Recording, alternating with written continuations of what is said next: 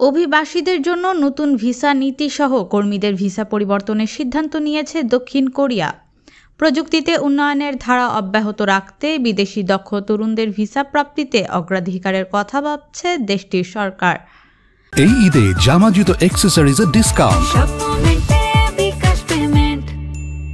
দক্ষিণ কোরিয়ায় যাওয়ার বিদেশিদের বড় একটি অংশই হলো তরুণ।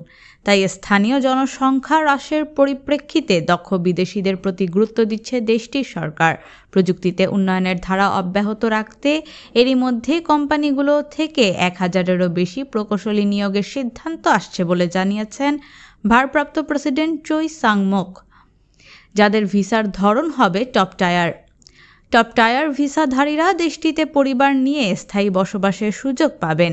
1 বছর থাকার পর F2-তে রূপান্তর করতে পারবেন। পাশাপাশি থাকছে কোম্পানি পরিবর্তনেরও সুযোগ।